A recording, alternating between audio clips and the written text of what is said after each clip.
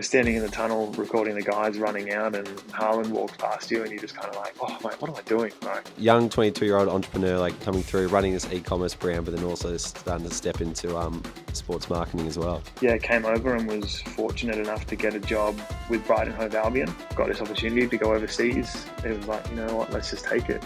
Mate, it was a pleasure to see you pop up on LinkedIn with your retro kit firmly placed within your LinkedIn profile. I was very impressed by the shirts you managed to get a hold of. Where did you find that number, and can you explain what the shirt was? Oh man, that number, that was a Real Betis 1996 away kit. Found that in Sydney, funnily enough, from Polyester FC. But yeah, found kits all over the place from, Vinnie's in Wollongong to Latvia on eBay. So yeah, far and wide. Nice. You'd be loving that all the retro kits are starting to make a resurgence into everyday fashion. Man, I am. It looks fantastic, but it's also driving the prices up. So yeah, it's love and hate. Mm. I even I went to a Chelsea FC game recently, and I even noticed just like on the walk down Fulham Road towards the ground, they were just like retro market stalls set up where you could buy all these like old Didier Drogba, John Terry shirts, but they're all legit and they're all selling for about £200 each. So you're right, the price is really going up. Yeah, proper. They don't miss. Mm. Awesome. Well, mate, let's dive into it. I'm really keen to kind of share with everyone what you're up to at the moment, how you found your way over to the UK. But we always start with a few quick fire questions. So that doesn't mean your answers need to be quick, but just to give people a bit of an idea of who you are and what you're up to, I'm going to find out a few small details. So, first one for you is, what was your first ever job? What? Like first ever or first professional? First ever job. First ever job. I was a wash boy at a butcher. So pretty grim back then, but it was $10 an hour, and I could afford PS2 games, so it was yeah, it was pretty good. Nice. And what did you study at university? Started in primary teaching. Basically left school kind of having no idea what to do. Started in primary teaching about 7 weeks in, and I was like, this is not for me. Took the rest of that semester off and went back and reapplied for media and comms and majored in marketing and advertising, and never looked back since. And do you have a favorite sporting moment? Oh, tough one, man. I think I grew up big rugby league fan and then found my own way into football. So, first few were, Sharks Dragons games at Shark Park, but I would have to say probably my first Sydney Derby in the A League.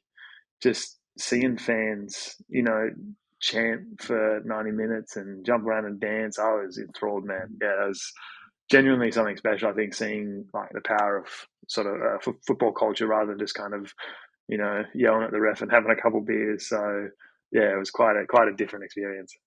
Which Sydney team were you cheering for? Sydney FC.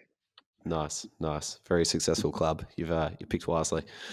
Um, and what is one book or podcast that you've delved into recently that you'd recommend to others? Oh, tough one. I'm reading this book called "Buy Back Your Time."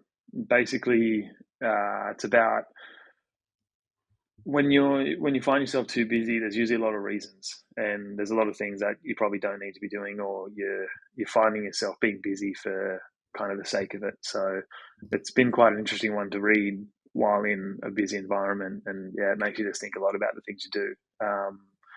So yeah, and then other than that, genuinely, before I came over, your podcast helped a lot. So yeah, if this is something you're serious about, I'd say you're a great place to start. So Awesome. Good to hear. Thank you. That whole concept of buying back your time is something that I've tuned into it as well at the moment. I remember hearing one person on Twitter say, if you can put an hourly rate on your time, then use it as a benchmark to decide whether you should do something or you should not do something. And so I'd love to get to the point where I can buy absolutely every single meal and not spend a single moment cooking, cleaning, or washing up, and just kind of dive into things I enjoy more often. But we're not quite there yet. But that is a goal.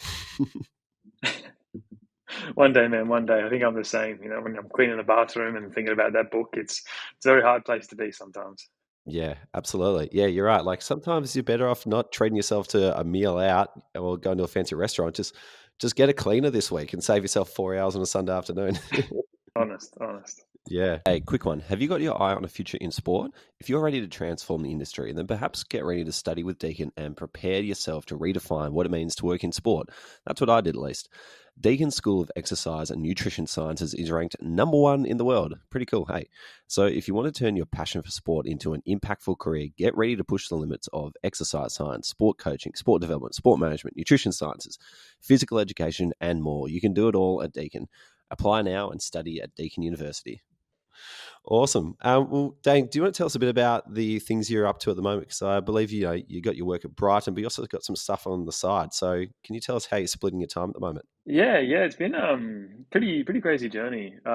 Started a business called the Final Third back in about 2018. I think I was about 22 and kind of working in travel and tourism at that time, and was just a kind of experiment to see, if I can learn things about sort of retail and e-commerce and making products. And yeah, that had been going sort of really well at the point.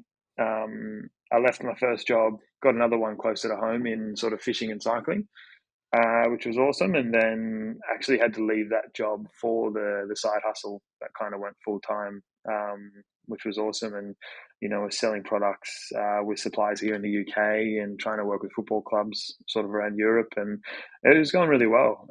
It wasn't like a raging success in terms of wages and everything like that, but I learned probably more than I have from any other job just by doing it kind of uh, like myself, like making money, losing money, making mistakes, and seeing things happen. It was a really good thing, and always wanted to move over here to the UK and work in football. So decided to kind of put that on the back burners, and yeah, came over and was fortunate enough to get a job with Brighton Hove Albion, which has been awesome, sort of doing their digital and content strategy.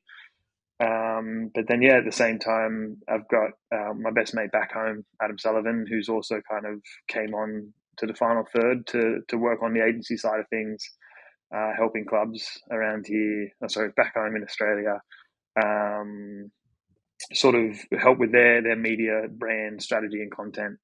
So yeah, it's been difficult kind of working between two countries and two jobs. But it's fun, man. I love doing my own stuff and helping people. So if I can do that through another business as well as kind of chase a dream, then it's a pretty cool place to be. So it sounds like because you came through teaching and then just taught yourself this business, right? And was that your gateway into marketing and all things digital creation? No, so I did at uni. They send you on prac very early in primary teaching, and usually they see a massive dropout rate after kind of the first prac. So within 3 weeks, I was in a primary school, and I was just kind of like, yeah, this isn't the environment that I kind of want to be in. So then it was actually a little while after Final Third started. So I started after uni in my first job. It's kind of when I gave it a crack. So I felt like I was learning a fair bit in the job, which was great. But there was this another itch. So I just kind of, yeah, looked for how I could scratch that, and kind of football and e-commerce was just the way that I got there. Mm. And what sort of things were you selling? Selling socks, mainly designed after football kits. So there was a brand in Korea that made two pairs of socks. One was based on a Germany, and the other was based on an Italy football shirt. And they sold them out, and just never messaged them a couple of times. They're like, "Oh, we're never going to bring them back. Like, there's no point." And then I think I'd fractured my ankle at the time, and my physio was super into like drop shipping and e-commerce back in his day, and he was like, "Oh man, you got to do it." So every physio session I went back week by week. He like mentored me through like the startup. He was like, open your Instagram, figure out your name, open a website, like what are your first products, blah blah blah. And yeah, he was hyped, so he kind of helped me through the startup journey, and then the rest was history. So That's really cool. How old were you at that point in time? 22. 22. Wow. So young 22-year-old entrepreneur, like coming through, running this e-commerce brand, but then also starting to step into sports marketing as well. Yeah, yeah, it was a big time. I think it was just more like ignorance is bliss than someone trying to conquer the world. It was, yeah, how do I learn? And, it was like, I think when I bought four pairs, like four styles of socks, it was about 2 grand for the stock. And kind of like, it's a lot of money, but it wasn't like gonna ruin my world if it went wrong. So it was, just someone trying to learn something. And I think that was the best approach to take it. Mm. Because yeah, it just kind of grew slowly, and I was doing it out of passion, which was cool. And yeah, learned heaps, and it's kind of helped take me places. So yeah, I really have. It's not even a regret. It's one of the best things I think I've done is just chasing sort of a random idea. Yep. And people always love hearing about, like, what does a job actually entail? Like, a job description can say one thing, but what you do day to day is another. When you were building up your business, what were some of the tasks that you were doing that people just would not expect goes into what you do? I think a big part is kind of trying to find like systems or conveniences. So when you're kind of learning something for the first time, you just do it how it comes at you, and then you realize, oh, this isn't quite effective, dealing with customer support or when I worked at PR in Piedmont, I would go to the local post office. So I'd have about 10 pairs of socks in my bag. I'd hand write all the international orders or the local orders like on the labels that the post shop would give me, and it probably took me my whole lunch break to get these socks sent out. And then probably took me 6 months to realize that there was, a laser printer, and then there was an app that I could put in Shopify that could, in one click print out my whole label for me. So yeah, I'd say just kind of really being critical and assessing every part of your workflow. Like it's not one small task. It's you're just thinking all the time, and when things feel wrong, they probably are. So that's your point to go, all right, I can definitely do something better here. Yeah. Oh man, that's so relatable because, like, I reckon I spent the first 2 or 3 months this year just like literally writing standard operating procedures for staff in our team to be able to follow. And I thought, this is great. I'll explain it once, do this detailed video, show them exactly how to do it. And then once they've learnt it, it'll be set in stone. They can remember it forever. And now, like, I'm currently onboarding a new staff member, and I'm realizing, like, actually, we could be doing this so much better. And I need to create the whole like system and like workflow again. So um, it never goes away. And you always think that you're going to get, like, spend the time now to save the time later, but then things speed up in the future. So it's kind of like a never ending process. Yeah, I think that's the thing as well, and you got to be ready to throw it all away and do it again. I think even in like office work or jobs and stuff, it's very easy to go. That's how we've done it in the past, and that's how we do it now. And when you really pick that apart, I think you find a lot of things, be it optimizations or like strategy changes that work for the better. So I think yeah, just being willing to throw kind of history away to figure out if there's a better way to do it, then we do it the new way. So Hmm. Um, how would you describe yourself coming out of uni? What sort of student and young adult were you? oh, I wasn't a straight A student. Like I didn't go there to just kind of fail or anything, but I think like I just enjoyed my time there. I probably, if I took a university course now, I think I'd be way better than I was back then. Just in terms of like I wasn't probably the most avid reader, so when you get sent home with readings and things like that, probably love the pressure of a deadline a little bit too much sometimes. So would let that fall on me, and kind of cramming before exams. So I'd just say like pretty normal kind of student. Like love playing the sport, played football for Wollongong Uni, and that was awesome. So yeah, just kind of say like your normal kind of student, to be honest. Mm. Yeah. With a sort of like natural sort of business inclination or entrepreneurial spirit on the side. Yeah, I remember, yeah, sitting out the front of uni bar, rocking Japan 2018 football kit with the matching socks, and, trying to set up a phone on a water bottle to take some content while I was at uni. So, yeah, I think it was definitely at uni for marketing, but had other interests. Sometimes when, the business started to take off, it made uni quite hard. But anyway, we still cracked on. So, Yep. I'm interested to hear like how you picked your career direction, particularly like, when you got this business that is going well, but you also have this ambition to go overseas as well. How did you? Well, firstly, like what's were there any particular people, experiences, or information that shaped the direction of your career? And then secondly, like how did you come to a decision to say, I really want to like compartmentalize this one experience here, but now it's time to stop to take a break because otherwise I'm going to miss out on doing this other ambition I've got. Yeah, I think the people and experiences that kind of driving my career, mum and dad were a massive part. They before they kind of met, they went separately to like England and Europe and did their working holidays.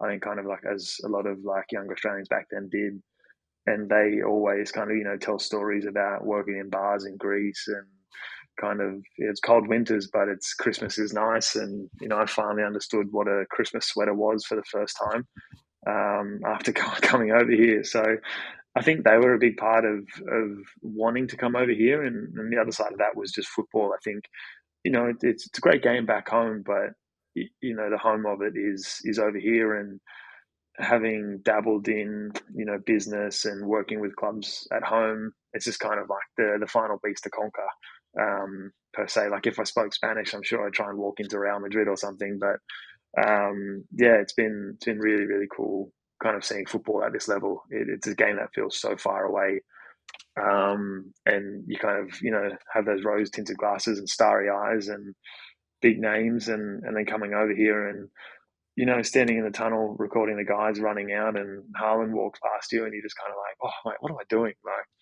it's yeah, it's pretty cool, kind of pinch me moment. So I think, yeah, mum and dad were a big push, and also wanting to experience it at the highest level was a big one. And I guess that kind of lends to the point of stopping the business and that sort of stuff. It was a business that I've learned heaps from, and kind of learned a lot from mistakes. And when I stopped, the business stopped. It was really hard to kind of take a holiday. Like we're talking about like systems and stuff before. Like I'd never had anything in place. Like it was me on the inbox, me shipping the orders, me doing the email marketing, me figuring out the next styles and designs and campaigns. And there was never enough profit or anything in the business to employ someone. Um, I'm probably not like a designer by trade. Like I love, designing certain things, but I'm not exactly, a graphic designer who can make an insane match day poster. So making new products is quite tough outside of socks. And um, it was kind of hard to grow the business more than just socks. So yeah, it was at this point where I just had a lot of stock. I had an opportunity to sell it all. To classic football shirts in England, and that freed up a lot for me. So yeah, just kind of decided, I've learned a lot. Well, if I come back to this, I'm going to do it very differently. Got this opportunity to go overseas. So yeah, it was like, you know what, let's just take it. Mm. So have you still got some of that business infrastructure separate to the stock, just kind of sitting there that if you wanted to come back to it, you could, bring some more stock into it and get it going again? Yeah, yeah, definitely. Like I've got like all the databases, and the Shopify's still sort of in that like dormant volcano mode, just sitting there. So I think if I wanted to, I could turn a key and kind of fire it back up. So it might happen, it might not. Yeah, kind of got to decide what I want to do when I end Mm. up at home eventually. Yep. And so when you start to take those first steps towards wanting to work in football over in the UK, what did that look like? I think similar to a lot of people, it was a bit of like cold connections on LinkedIn and trying to message people. Thankfully, I'd made some good connections here at the Women's World Cup, doing some work for Copper 90 with like Ellie Mangum, and had a friend who was doing some big brand work over here for like a finance brand, and speaking to those guys constantly just helped deal with like the what's the UK life like, or like what happens in football. And I think the Women's World Cup was a great chance because I got to connect with a lot of English people who came over for it. So I kind of had a month to speak to a lot of people, which was super super helpful. Um, but yeah, kind of when I decided to make the move, there was my role had popped up at Brighton, and my partner, she wanted to move to Brighton. She's not a big city girl and loved the water, so we'd kind of made up our mind to move down here before we came over. And yeah, sort of when I applied for the role, I changed my address to somewhere in the UK just because I figured the first filter they'll put on is, are you in the UK, yes or no? And I was like, well, if it's a no, I'm going to be cleared off the list. So it was a bit cheeky. And then got sort of shortlisted and interviewed, and it was about 1:30 in the morning my time, and they were kind of just like, are you in the UK? Like, it looks kind of dark where you are. And just kind of had to fess up and was like, look, like, I'm moving over, but I'm not there yet. And they were like, okay, well, I think you've got good experience, but if you're not here, we can't hire you. So I had to kind of let that role go. Um, and then, yeah, made the move, got all the visas, and then just kind of by luck, that role popped up again. And then, yeah, still a lot of work to kind of get it, like tests and interviews and sort of takeaway tasks. But yeah, we landed it in the end. That's amazing. That's a great little hack for people playing at home to just list your address in the UK if you can. Yeah, I think, well, I just figured, like, I saw on LinkedIn there was like, it's like 300 plus applicants or whatever. And I was like, oh, whatever. Like, the first filter they'll drop is, Mm. are you in the UK? Yes or no? And then clear half the list. So I was like, all right, I think that might be a cheeky one. Mm. Well, it sounded like it didn't blow it for you when the role became available the second time.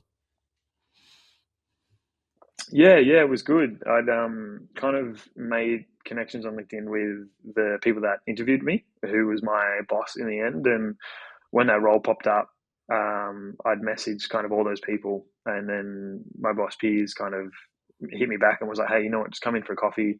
We'll have a chat before the role officially goes out, and just kind of see what happens." So it was quite informal, that first conversation, but yeah, we hit it off, and he would end up being my boss. So just having like a good connection from the start was, yeah, kind of a big play to getting through. Still had to do the work to get there, but yeah, just kind of, yeah, just I guess Mm. fate kind of had that one lined up for me. So Mm.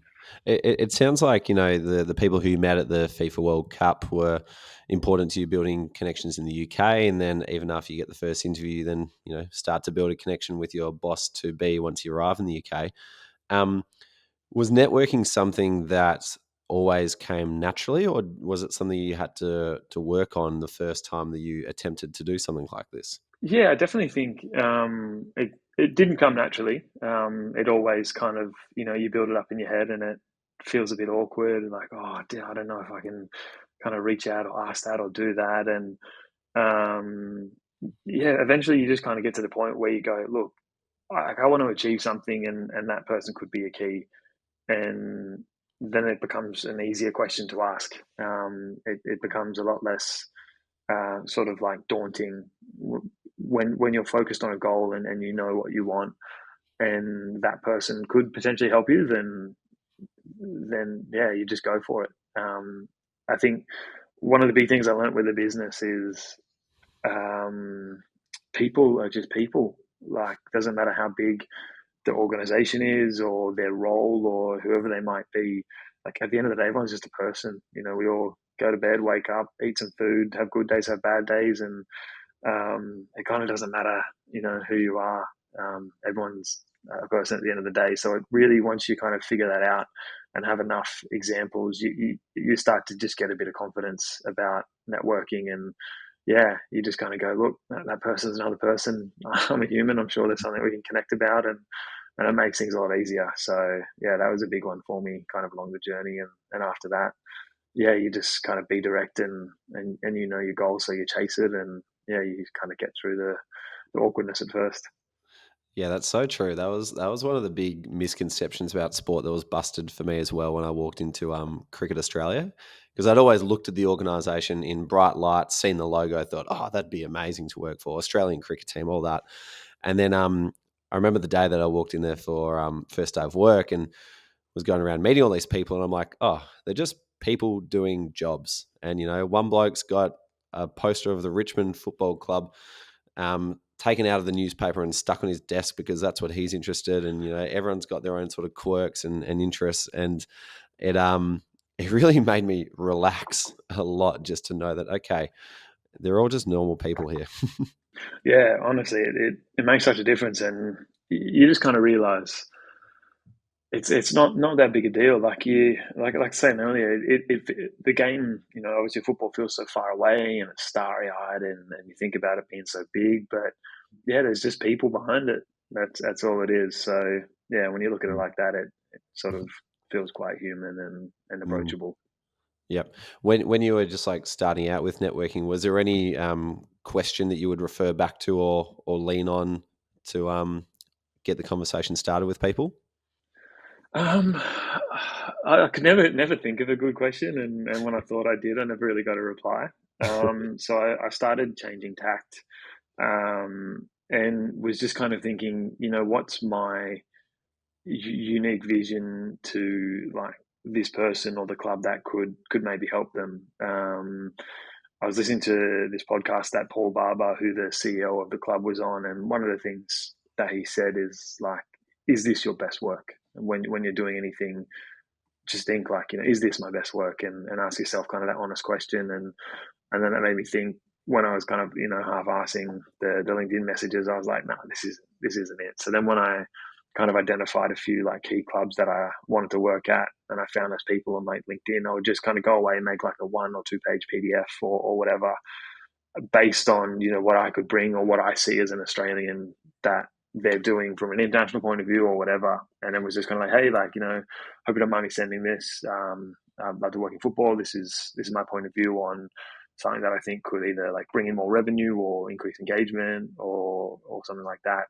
And just kind of like sent a couple of those out, and that's what I found, you know, really worked. Was more like, oh, hey, thanks for actually, you know, giving your time to something and before even reaching out, was, yeah, it was a much better hit rate than just kind of asking some flimsy question. Mm. Did you think of that idea yourself, or did you hear about it from somebody?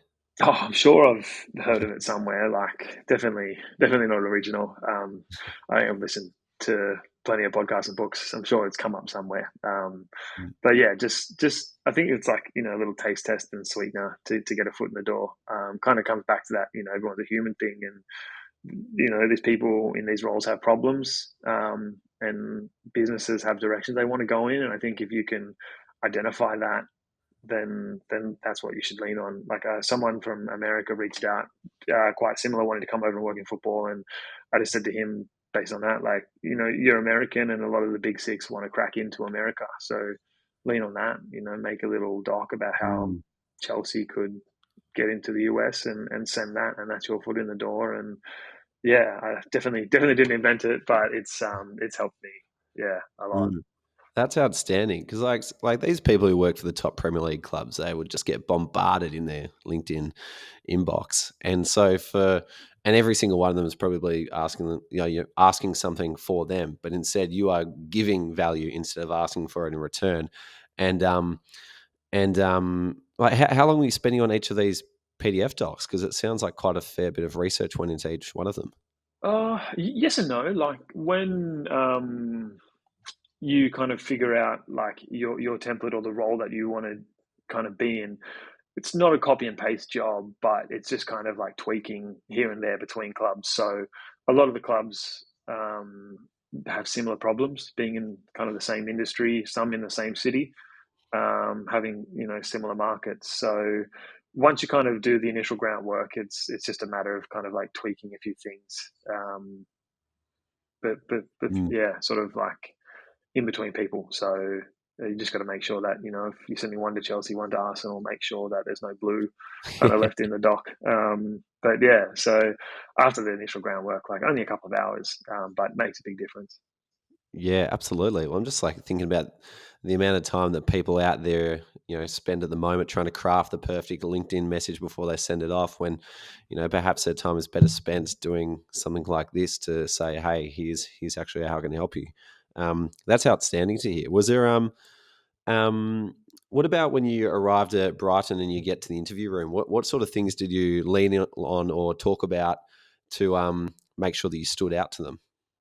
I think being Australian, or at least someone from another country, was something that I tried to ride pretty hard. When I was speaking with the guys from Copper 90, Ellie Mangum, he's also Aussie. He does a wicked job for Copper 90, and he was telling me like being Australian is a superpower over here. Some people in the industry might think like, oh, Aussie, they know nothing about football, but it means that you have to work twice as hard as someone who is English. And it's kind of like a negative superpower in a sense that you feel like you have to work harder and really prove yourself. So just leaned on that. And in the first kind of initial interview was like, I'm not going to take this role for granted. Everything rides on this. I've moved over here for this role. Like, I'm not just a local that thought, oh, it'd be kind of convenient or nice to get a job here. Like, this is it for me, and I'm going to work hard. So, yeah, I think don't be put off by feeling like an outsider or whatever. Just kind of tell Mm. them that you're there for a reason, and yeah, it lands pretty well. Yeah, I really noticed that over in Australia as well. I think someone labeled it to me as migrant mentality, and I particularly noticed it in like Indian students who have come over to, most of the time they're doing a sport management master's degree in Melbourne, and when they've come over here to create a career in sport for themselves, and the alternative is when the worst case scenario is it fails, you don't get a job, you then have to return home back to your family. You might have spent tens of thousands of dollars on a master's degree, a whole lot of money like trying to get set up with housing, trying to establish yourself with new friends. It's just like there's a huge sunk cost if it doesn't work out. And that usually drives a lot of them to do a lot more work, a lot more networking, find a lot more experience than say the local students who are perhaps, pretty comfortable where if everything fell over, they're still living at home and life's pretty good. That's at least how I felt coming out of uni. But so for you, like, you've got a legitimate claim over in the UK to be like, I am actually going to work my ass off for you because I don't like the look of the alternative. Yeah, 100%. It definitely lights a fire sort of under your ass, to kind of get things going. In the second interview, I had a take home task, and had to, if I remember correctly, had to provide a strategy for international growth from one country in South America. Had to show like how I would grow it, what's kind of like the setup, what's the maturity phase, and how do we sort of regrow after maturity. So it was quite a hefty doc, and I was sort of sitting in our second Airbnb, that my partner and I had for a month, and just like scratching my head like, what does this even mean? And took me about 10 days to kind of digest it, work through it, do it, throw it away, and keep coming back to it. And kind of on that like 10th day, I was like, yeah, this is it. Like this is my best work. Like I had that scribbled out on a piece of paper next to me. Like, is this your best work? And was working on it kind of every day. And yeah, it was honestly like, if it didn't go through, we'd signed a lease for 6 months, after the Airbnb, and everything kind of rode on that interview. So it was a hard balance between like, don't screw this up, but also do your best work so that nothing is left on the table. And if I can leave the interview, win, lose, draw, I'm still happy either way. And I think that was a really powerful moment for me to realize that, like, I put everything into this, and I could have made it better. And when I left the interview, after the hour kind of presenting it, I felt great, regardless of not knowing the outcome. So yeah, it was quite a lot, but yeah, that feeling walking out of that second interview was pretty much worth it. That would have been amazing. Like after all those years of setting your sights on like football, the UK, and then to be able to land that job and get the call back and say, "Hey, Dane, we want you in," would have been a dream come true. Yeah, it's pretty crazy. I was working at a cafe, kind of as a typical Australian in the UK, at the time, trying to get by. And I remember I was just kind of on shift, and the day before, I was talking to my dad, and I was like, I think we're going to run out of money. Like, we had this book, my partner and I, and at the top we had Brexit written on it, and it was like, how do we break our lease? How do we sell the furniture that we ended up with? Like, it was our game plan of, if this all goes wrong, how do we get out? And my dad was just like, just give it one more day, just give it another day. Like, you don't have the money yet. See what happens. And then it was just kind of on shift in the afternoon, and my phone was ringing, and just everything in my body was like, answer the call. And I just said to my boss, I was like, oh, can I just jump out for a sec? She's like, yeah, no worries.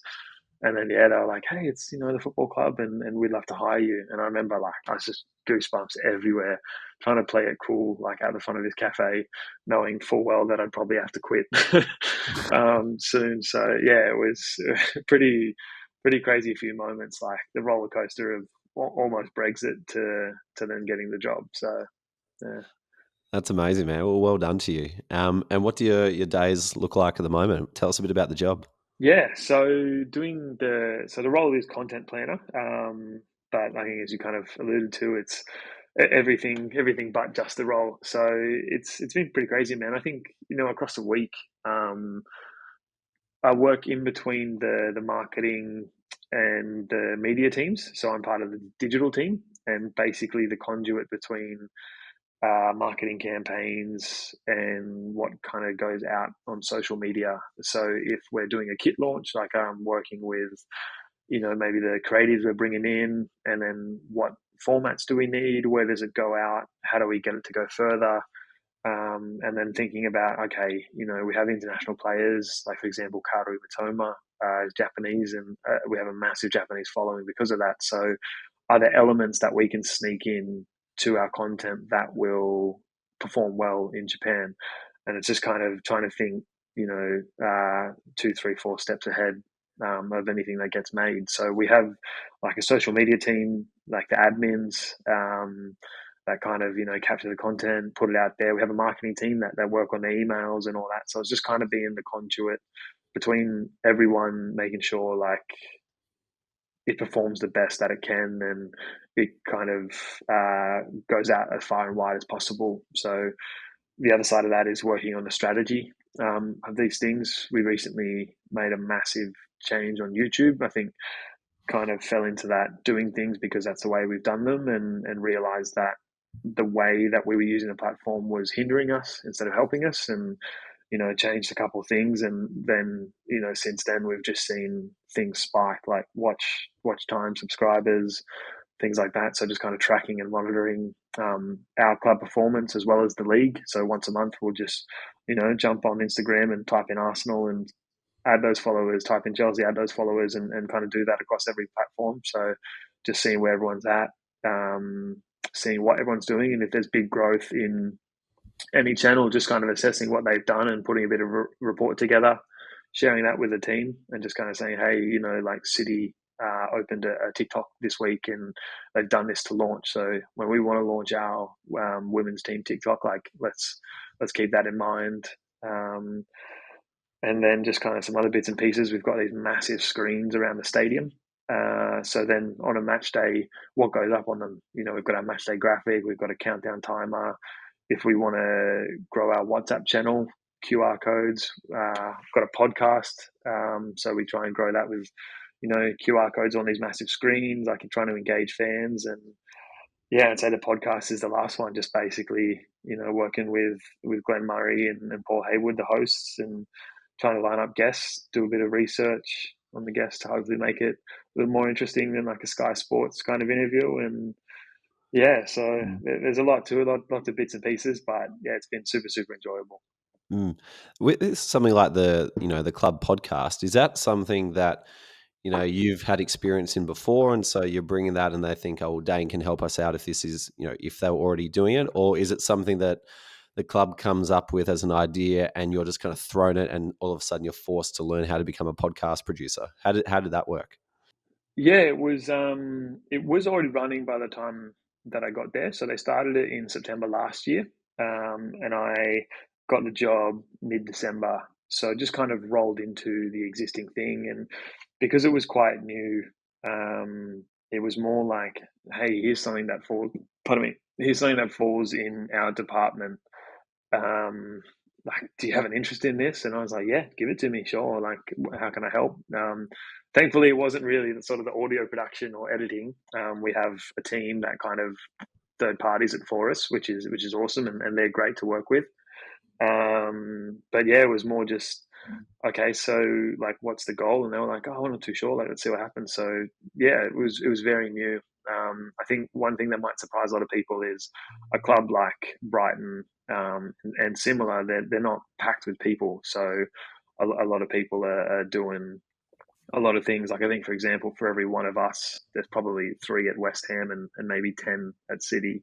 So we touch a lot of things within the business. But yeah, it was definitely like, here's an opportunity to pick something up if you're interested. And yeah, it was just kind of like, all right, let's roll with it, and let's kind of learn as we go. So I spoke with Tom Wilkins, who's the head of research at Manchester City, and I said to him on the podcast, I don't know another sporting club that has your job, such as the resourcing that City Football Group provides compared to other smaller. So they yeah, I've got a luxury for some different parts. So um, sounds like you're doing a lot of everything. Is there one particular skill that you've really had to develop or work on the most since you arrived at the club?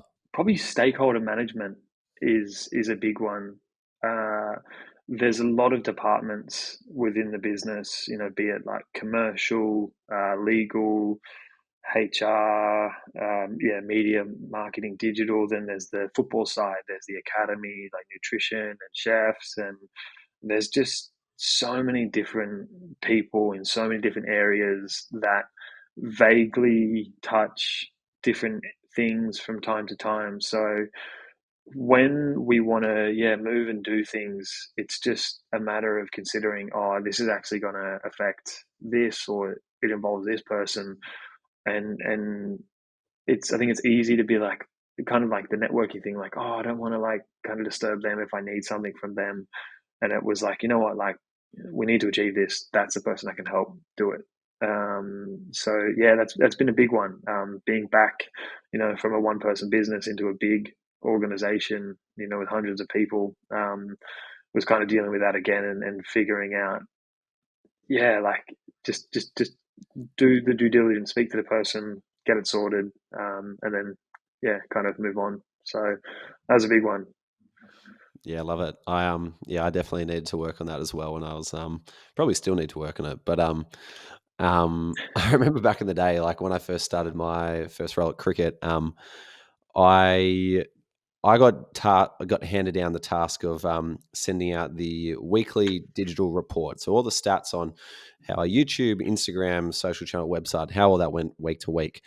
And I wasn't really sure of the etiquette involved in a department-wide email, and so to try and liven it up a bit, because these stats are a bit dry when it's not cricket, when there's no game on, I would share a bit of an update on what I was up to that weekend. So all of a sudden, within about 3 weeks of me joining, everyone knew who Ruben was and the intricacies of his life.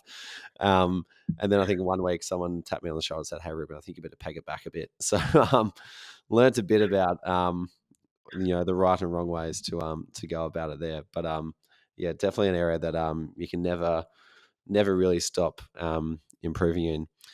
I do have one final question for you before we wrap up, and I know there's probably not much you'd change about your journey, because it sounds like you've learnt a whole lot from running your own business, and the position that's got you to now is outstanding.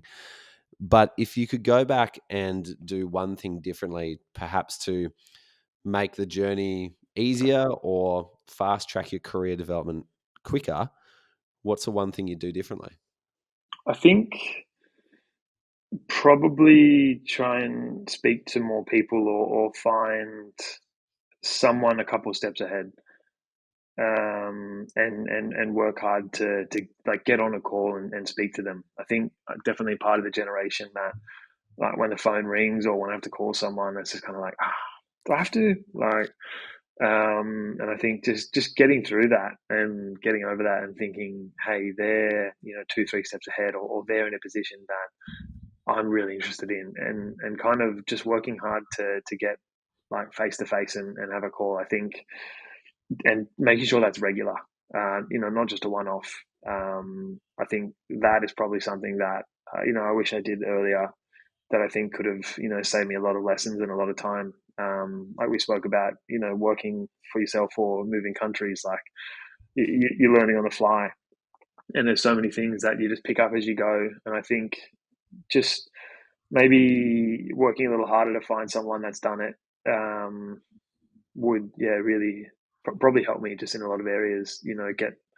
Get through a couple of things. Like there's challenges that I don't know that I'll face yet. That they might be like, oh, hey, this, will probably come up at some point, and it's like, oh, okay.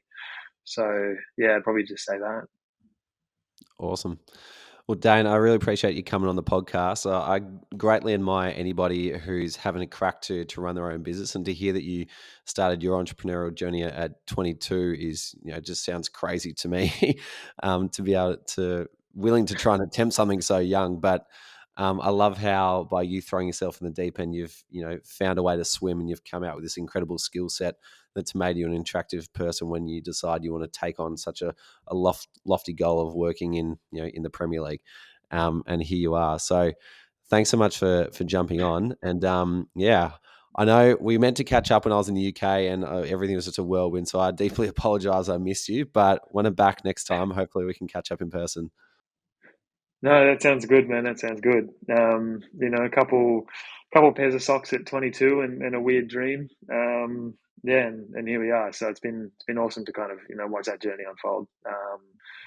So yeah, no, I appreciate your time, big time, and hopefully, someone in the same position, this helps you out in some way, shape, or form. And if you want to come over and work in football, like I said, just tap me up, and I'm happy to give kind of anyone a bit of time to answer some questions and give back. So yeah, appreciate kind of giving myself and other people the platform to do that. Awesome. And for those people who do want to hit you up, where's the best place to find you? Yeah, man, probably LinkedIn, or I'd say even Instagram might be easier. Kind of in being in the Premier League every day, you get a new connection on LinkedIn from salesperson at X. So sometimes I might not look at it too often. So yeah, LinkedIn or Instagram, just kind of my name. So yeah, I'm sure you'll find me. Awesome. I'll find those links, and we'll chuck them in the show notes. Awesome. Hey, last thing before you go. Everyone knows the sports industry is super competitive, so you might want to keep this to yourself. But every Monday, I send out an email called Shortcuts by SportsGrad. It takes 5 minutes to read, and it gives you everything you need to get an edge over other job hunters on a silver platter. Here you'll find exclusive job opportunities, networking events, and premium resources to get ahead. Again, it takes less than 5 minutes to read, and it's designed to help you get ahead and stay ahead. So if you want to receive the next one in your inbox, head to sportsgrad.com.au/newsletter. But as I mentioned, competition for jobs in sport is red hot, so perhaps keep this to yourself.